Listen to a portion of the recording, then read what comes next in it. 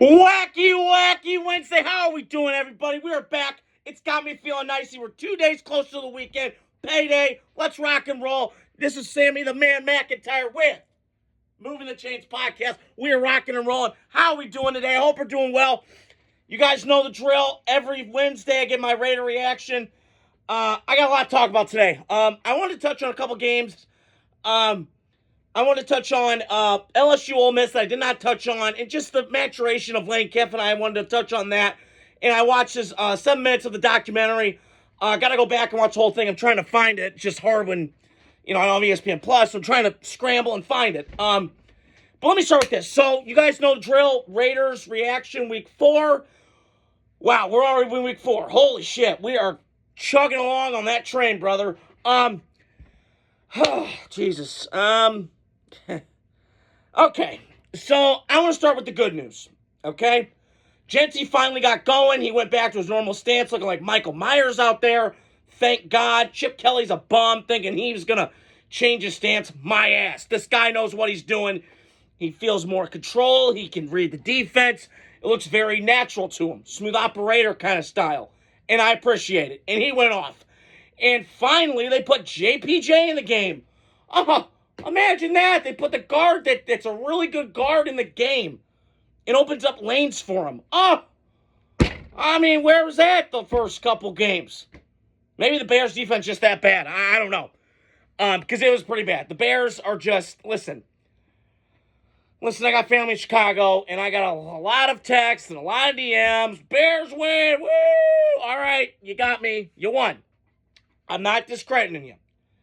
That was a weird, ugly game between two teams that probably won't make the playoffs. Maybe Bears, I don't know. Raiders, probably a 5, 6, 7 win team. I'm okay with that. That's fine. But I will keep reiterating the same point that I make every week from here on out. You need to draft a quarterback. I'm tired of these retreads.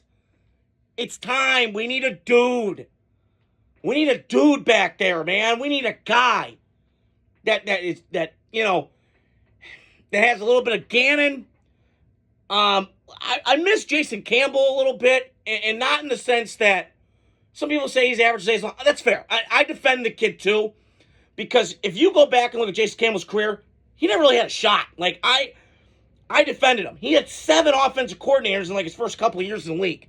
It was bad. And he just kept fighting, and I appreciate Jason Campbell. He had a good career. It was unfortunate to see what happened to him in 2011.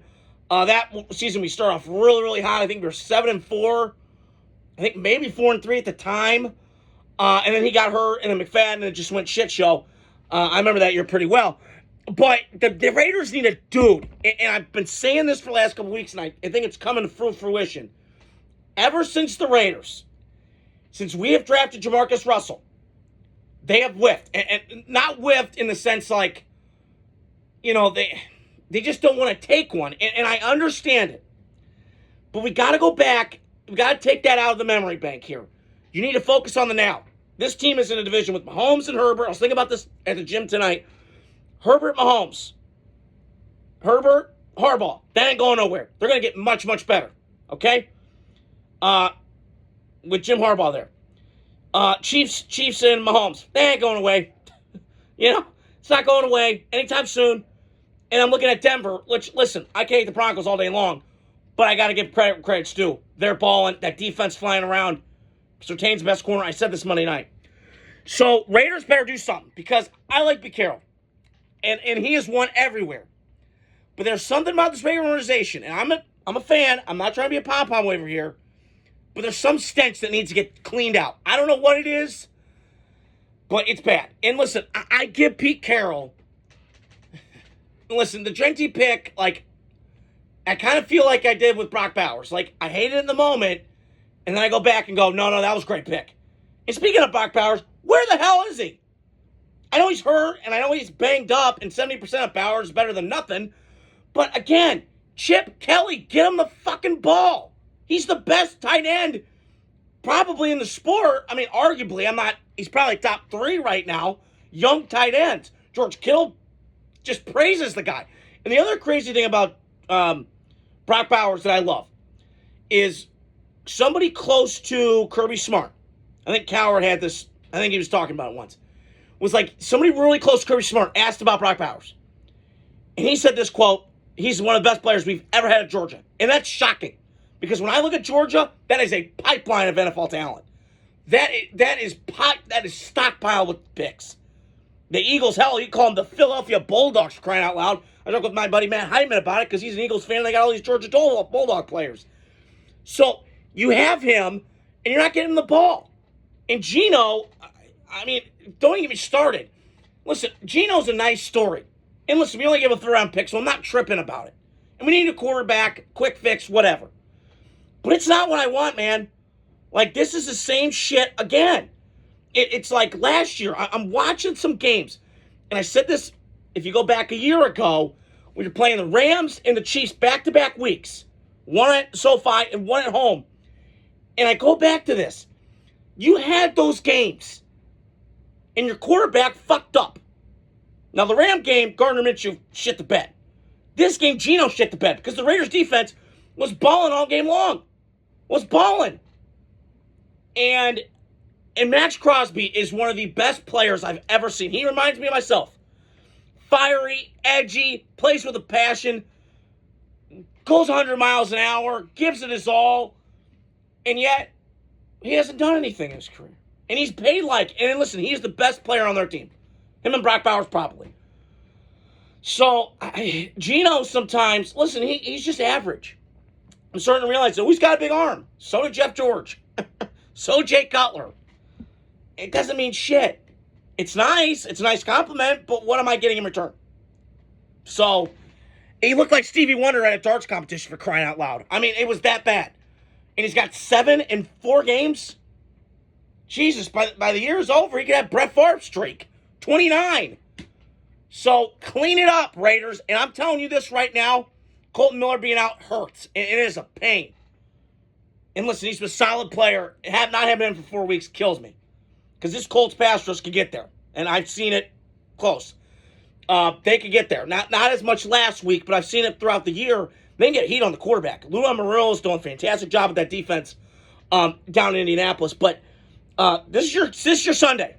Like, I don't think the Raiders are making the playoffs by any means. I've said it before. They're not. However, if you want to be a competitive football team, I got to see better than that. Now, last week was a much better improvement than 2 and 3, weeks 2 and 3, where they were outscored. Jesus. I mean, I'm not doing the math here. But it was pretty bad, right? 9 points against Chargers on Monday night, which I saw, and then 24, basically 10, because I don't count the other 14 points because it was garbage time touchdowns. So, you better get this right, Raiders, because if you win this game, and listen, I'm going to be down there, I'm going to be live, I'm going to be getting a little litty, getting a little tipsy, Raiders, chanting Raiders all day long, baby. Raider, Raider, bang, bang. I'm going to be happy as hell. Okay, I love going down Raider Colt games with my dad. We're going to have a blast. But you got to win this game. Because if you win this game, you're 2 and 3, and I'm going, okay, yeah, we got something. Maybe there's some momentum going. Because you got Tennessee coming up. They're struggling. I'm not looking too far ahead. I'm just pointing the facts out. So you got to win this game, Raiders. This is a must-win. If you want to salvage your season and try and get this competitive thing with Pete Carroll going, you got to do something. And I'm going to say it again. Take my man, Lenora Sellers. Take him. He is the best quarterback I've seen this year. I'm serious. I think Ty Simpson's looked really good. Sellers looked awesome. Everybody else looked like shit. Klubnik, Nussmeier I'll touch on in a minute. Not impressed. I'm looking around, and he's it. And I've read some mocks. I read it before the season. They're going to take him at 8, and they should. Because what I'm thinking is, you draft him, sit him behind Geno, let him learn like a pro. Geno's been in the league a long time. And then you get this cake baked. So, that was it was hard to watch because I'm a huge fan, and you guys know my passion for this. And it just kills me that we can't get out of our own way. It's not New York Jets bad. It's going to be New York Jets bad, but I don't know what's going on. So, okay, so that was my reaction. Raiders got to win this week, just to recap. Got to win this week, get a dub on the road in Indy. I'll be there.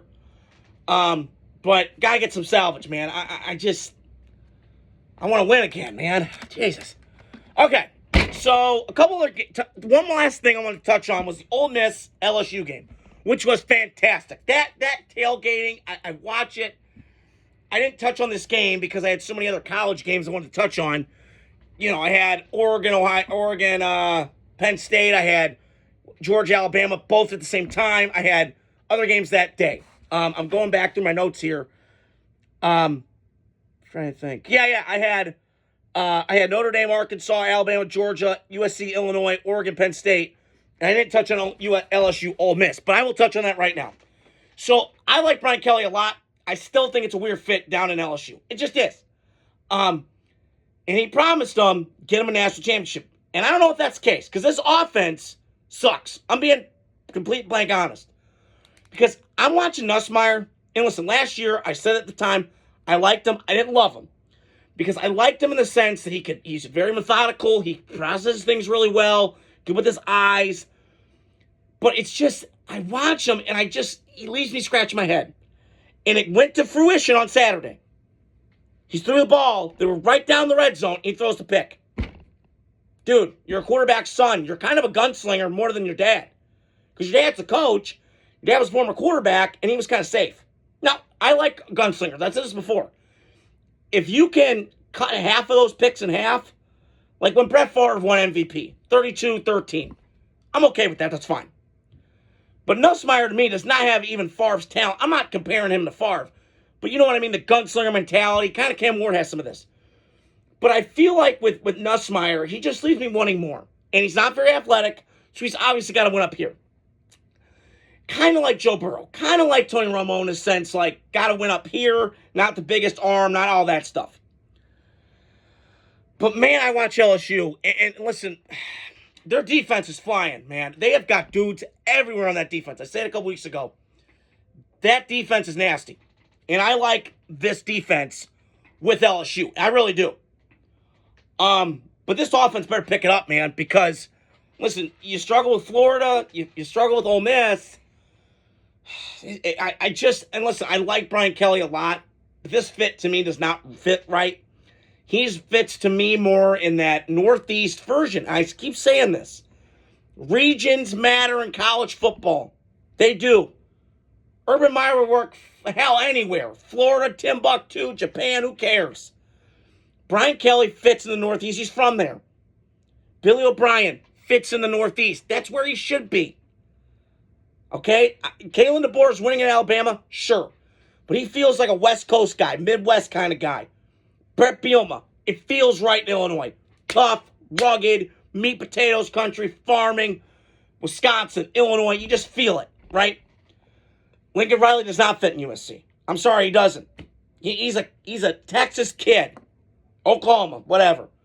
Put him there. So, that's a weird fit for me with Brian Kelly. And LSU's going to be okay, but they got to get some stuff right. And they get this offense cranked up because they got too much talent to suck right now. And maybe it's the offensive coordinator. I don't know. But I want to touch on Ole Miss. So just to recap, LSU's got some things to work on, but their defense is fantastic, and they could get to a natty. We'll see. I want to touch on Lane Kiffin because as a Raider fan, I kind of remember this maybe vividly. I don't know. Lane Kiffin's an interesting cat. He's a wild card. To me, I was thinking about this at work today. Kind of reminds me of Steve Sarkisian. Very smart, son of a coach. Now, Monty Kiffin, I don't know if Steve Sarkisian was, but I kind of see a similar vein. When I watch Lane Kiffin's offense, it is so much fun to watch. They are spreading it out. They're running RPOs. They got this Chamber Bliss kid from Ferris State who's balling. I mean, it's Lane Kiffin, and I'm talking about this tonight. The two best offenses I love to watch college football every week is Tennessee with Josh Heupel, because I got two cousins that went there, and I love watching Lane Kiffin because those two guys can draw up plays, so much creativity, so much formation, so much shifts, so much misdirection. Your eye candy. Oh my God, where is it going? Damn, up, bombs away. You never know what's hit you. And Lane Kiffin's grown up a lot. I watched about 7 minutes of that E60 he had. I didn't watch the whole thing. I watched about 7 minutes of it. And it's fascinating. He has grown up a lot. And, I used to, Tosh.0 used to have a segment. It was called the KKK. And not like the bad one, but it was kind of a play on it where it was like Kiffin's Crimson Corner, and they would have to call and show like Paul Feinbaum's. And if you guys ever get a chance, go watch. It's pretty funny. And Lane kind of has that in him. And I appreciate Lane. He got uncomfortable. He stopped drinking, which he's like every human. We all got our demons. We all got our skeletons. Can we change it or can we adapt? Adapt or die, right, Moneyball? So, and listen, Ole Miss is just so much fun to watch. I think Lane is awesome. He's always been a wild card. He's always been a different kind of cat. Early on in his career, he was very cocky, very brash, like most people are, if you're that, way. And I think Lane's changed. He was a hated guy at Tennessee, which should be. Goes to the Raiders, doesn't really end up well. Al Davis, whatever, that was a mess. And, excuse me, I'm stretching here, but I will say this with LSU, with Ole Miss. I think they're elite, man. I really do. They've had signature wins. He's beaten Brian Kelly 3 years in a row. He's beat Kirby last year. Had a scare against Kentucky, but this team is legit. They got a quarterback that can run and throw. Running that offense with Lane Kiffin at a premium point. Their defense flies around. They had multiple guys go in the draft last year. Lane Kiffin just done a phenomenal job, and he's just been around football his whole life. Had to mature, had to grow up a little bit. I think he's found himself in Oxford. And that just atmosphere. I was telling my dad Saturday when I was watching that game, I said, can I go to one of these? We got to go. I got about 4 spots I got to hit. Tennessee, Ole Miss, Georgia, LSU. I got to go. But yeah, I was very impressed with Ole Miss, and I'm impressed with Lane Kiffin. He's turned the corner. He's gotten from being a hated guy in the thing to kind of a likable guy. And I've always felt that Lane was. I think he learned under Saban. He was around great coaching. And I'm just impressed with him. I think he's done a tremendous job. And, him and Saban went at each other's throats, and it didn't matter because Lane just goes, yeah, those are called ass chewings. So that's all I want to touch on tonight. I'll give you guys my picks tomorrow. Kind of a big game tomorrow night. Rams, Niners. Feels like the Rams are playing the Niners, but like with 7 medical tents, it feels like, for crying out loud. Dropping like flies. So stay tuned. I got a couple more pods before I head to Indy. Hope you guys are doing well. Adios. Godspeed.